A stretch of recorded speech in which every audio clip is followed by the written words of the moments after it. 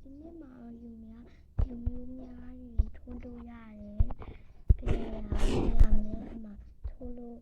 ရတယ်ပြန်ဖက်လို့လည်းရတယ်အမစာရေးသိရေးလို့ရတယ်ဘာဗီဒီယိုဆိုလည်းရိုက်လို့ရတယ်ဆိုတဲ့ application လေးကိုနောက်ပြမှာပဲဖြစ်ပါတယ်ဒီဆောင် application လေးကိုဝင်လိုက်ဂိမ်းတောင်းတဲ့ဝင်လိုက်ပြီးရင်ဒီမှာရှာလိုက်ပေါ့နော်ပါ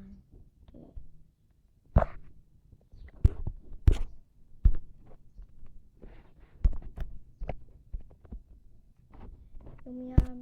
ဘောနော်သူ့နာမည်မိနေလို့ဟေးsorry ပါဒီဟာလေးကိုရိုက်ရှာလိုက်ပေါ့နော်ဒီလိုမျိုးလေးဒီမှာအဲ့လိုမျိုးလေးရိုက်ရှာလိုက်ရိုက်ရှာပြီးရင်အဆဲဝင်လိုက်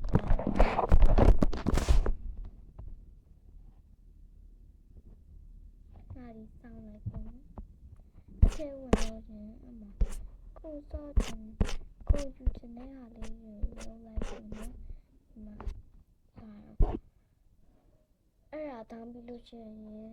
အချေဝင်လိုက်ကြနဲ့ဒီလိုမျိုးဟာလေးပေါ်လာလိမ့်မယ်ဗီဒီယိုဟာလေးပေါ်လာလိမ့်မယ်အဲ့ဒါကိုနှိပ်ပြီးကြလို့ရှိရင်ဒီအနီရောင်ခလုတ်ကလေးကိုနှိပ်ရမှာပေါ့နော်ဒီမှာရှိတဲ့အနီရောင်ခလုတ်ကလေးကိုနှိပ်မပေါ်တော့ဘူးပေါ့နော်အနီရောင်ခလုတ်ကလေးကိုနှိပ်ရက်ချင်တယ်ဆိုအဲ့ဒါဒီဟာလေးကိုဒီ